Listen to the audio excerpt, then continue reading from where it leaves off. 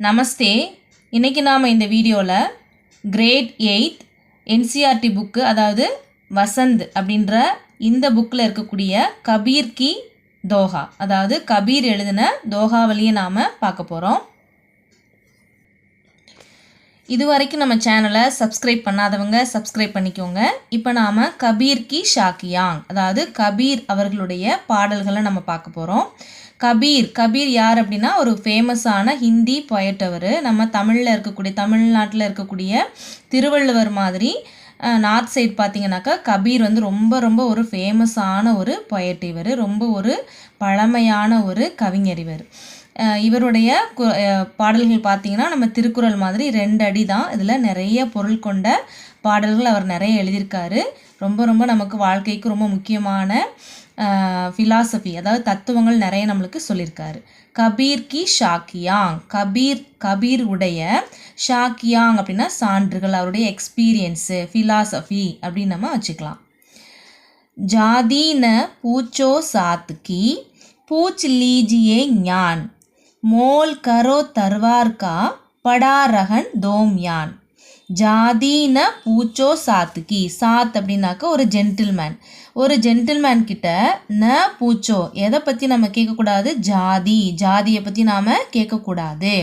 பூச் லீஜியே ஞான், அவங்களுடைய குவாலிட்டி, அவங்களுடைய என்ன அவங்க படிச்சிருக்காங்க, அவங்களுடைய தகுதி என்ன, அதை தான் நம்ம பார்க்கணும். ஞான் அப்படின்னாக்க நம்முடைய விஸ்டம், நம்முடைய அறிவு.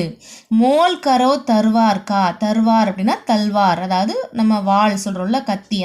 அந்த கத்திக்கு வந்து எது முக்கியம், அதனுடைய ஷார்ப்பு தான் நம்மளுக்கு ரொம்ப முக்கியம். அது வந்து கத்தி வாங்க போனோன்னா அது எவ்வளோ ஷார்ப்பாக இருக்குன்னு தான் நம்ம பார்க்கணும். படா ரகன் தோம் யான், அதாவது அந்த கத்தி வைக்கக்கூடிய உரையை நாம் பார்க்கக்கூடாது.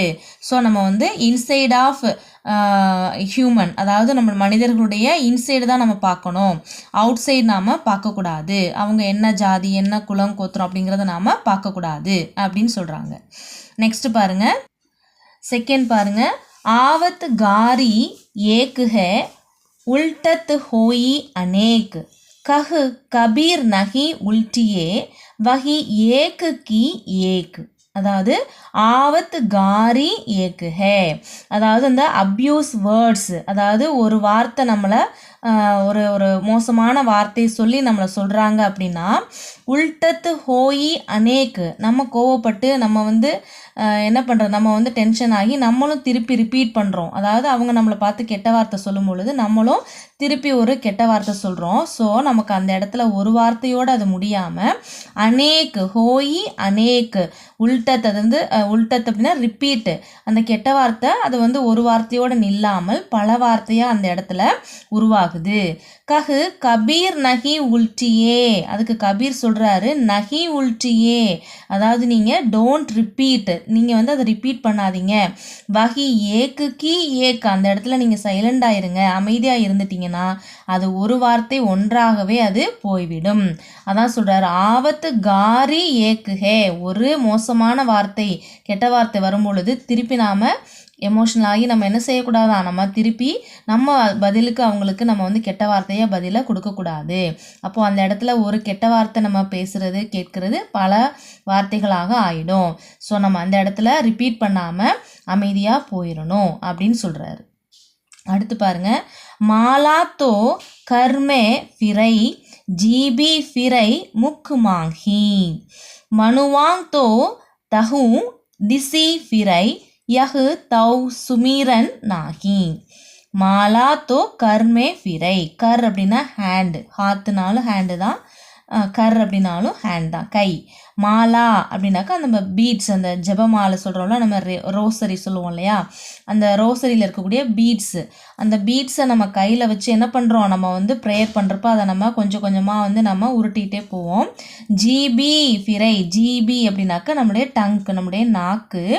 முக் மாங்கி, நம்ம வாய்க்குள்ளே இருக்கக்கூடிய அந்த நாக்கு கடவுளுடைய பெயரை உச்சரிக்குது. கையில் இருக்கக்கூடிய அந்த பீட்ஸை நம்ம கொஞ்சம் கொஞ்சமாக நகர்த்திக்கிட்டே அந்த கடவுளுடைய பெயரை நம்ம சொல்கிறோம்.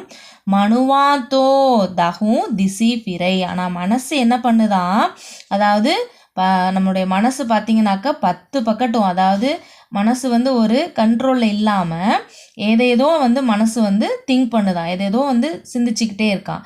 யஹ்தவ் சுமிரன் நாகி, இது வந்து நல்ல ஒரு ப்ரேயர் கிடையாது. ஸோ நம்முடைய கைகள் வந்து ரோசரி, அதாவது அந்த ஜெபமாலையை வந்து உருட்டிக்கிட்டு போகும் பொழுது, நாக்கு உச்சரிக்கும் பொழுது, கடவுளுடைய திருநாமத்தை உச்சரிக்கும் பொழுது நம்முடைய மனசும் அதோட சேர்ந்து என்ன செய்யணுமா, பயணிக்கணும். அதுதான் உண்மையான ப்ரேயர். அந்த ப்ரேயருக்கு தான் கடவுள் வந்து பலன் கொடுப்பார் அப்படின்னு சொல்கிறாங்க. மாலாத்தோ கர்மே ஃபிரை ஜிபி ஃபிரை முக்குமாங்கி மனுவாத்தோ தஹுனாக்க 10 திசினாக்க டைரக்ஷன்ஸ். அந்த 10 டைரக்ஷன்ஸில் என்னென்ன நடக்குது, அது நடக்குதா இது நடக்குதான்னு மனசை வந்து அலைப்பாய விடக்கூடாது. யஹ்தவ் சுமிரன் நாகி, இது ஒரு நல்ல ப்ரேயர். சுமிரன் அப்படின்னா ப்ரேயர். சுமிரன் நாகி, இது ஒரு நல்ல ப்ரேயர் கிடையாது அப்படின்னு சொல்கிறாங்க. அடுத்து 4th ஒன் பாருங்க. கபீர் காஸ்ன நீந்தியே ஜோ பாவு தலி ஹோய் உடி படை ஜப் ஆங்கி மே கரி துஹேலி ஹோய். கபீர் காஸ்ன நீந்தியே, கபீர் சொல்கிறாரு காஸ்னா என்னது, புல். ஒரு புல்லை நாம் நீந்தியே, நம்ம வந்து என்ன செய்யக்கூடாது, புல்லு தானே அப்படின்னு சொல்லிட்டு நம்ம வந்து அதை அற்பமாக பார்க்கக்கூடாது. அதை நம்ம வந்து ரொம்ப குறைச்சி நம்ம வந்து எஸ்டிமேட் பண்ணக்கூடாது. நீந்தியே, அதாவது நீ வந்து அதை வந்து குறைச்சி மதிப்பிடாத. ஜோ பாவும் தலி ஹோய், பாவுன்னா நம்முடைய கால், நம்முடைய பாதத்துக்கு கீழே இருக்கக்கூடிய புல்லு தானே அப்படின்னு நம்ம நினைக்கக்கூடாது. உடி படை, உடினா அது பறந்து, படை ஜப் ஆங்கி மே, நம்ம கண்ணில் பறந்து வந்து அது சின்ன புல், அந்த தின்கான்னு சொல்லுவோம் ஹிந்தியில், அந்த தின்கா, அந்த புல்லானது பறந்து வந்து நம்ம கண்ணுக்குள்ளே விழுந்துருச்சு அப்படின்னா கரி துஹேலி ஹோய், நம்மளால் ஒன்றுமே பண்ண முடியாது. அது கொடுக்கக்கூடிய அந்த வேதனையை நம்மளால் தாங்க முடியாது.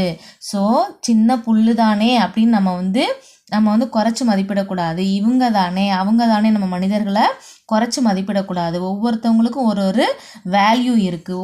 ஒவ்வொருத்தவங்களுக்குள்ளேயும் கடவுள் ஒரு திறமையை கொடுத்துருக்காரு. ஸோ இவங்களுக்கு இதுதான் தெரியும் அது தெரியாது அப்படின்னு நம்ம யாரையுமே என்றைக்குமே நம்ம வந்து அண்டர் எஸ்டிமேட் பண்ணக்கூடாது அப்படின்னு சொல்கிறாங்க. லாஸ்ட் பாருங்க. ஜகுமே பைரி கோயி நஹி ஜோ மன் சீத்தல் ஹோய் या आपा को डारी दे दया करे सब कोई. ஜகுமே, இந்த உலகத்தில் பைரி கோயி நகி, பைரினா எனிமீஸ், கோயி நகி யாருமே நமக்கு எனிமீஸ் கிடையாது, யாருமே நம்மளுக்கு விரோதிகள் கிடையாது. பைரினா எனிமி, கோயினா யாருமே, நகினா இல்லை. ஜகுனா வேர்ல்டு, இந்த உலகம், இந்த உலகத்தில் யாரும் நம்மளுக்கு எதிரிகள் கிடையாது.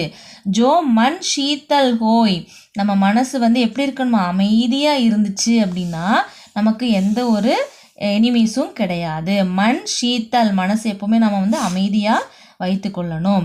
யா ஆப்பாக்கோ டாரி தே, ஆப்பா அப்படின்னா ஈகோ, டாரி அப்படின்னாக்கா சாக்ரிஃபைஸ், நம்முடைய ஈகோ நம்ம என்ன செய்யணுமா, சாக்ரிஃபைஸ் பண்ணணுமா. அப்படி இருந்தோம் அப்படின்னா தயா கரை சப் கோய், எல்லார்கிட்ட இருந்து நம்மளுக்கு வந்து இரக்கம் கிடைக்கும், தயவு கிடைக்கும். தயானா இரக்கம், கரை சப்பு கோய் எல்லாரிடமிருந்து நம்ம அந்த இரக்கத்தை பெற்றுக்கொள்ள முடியும்.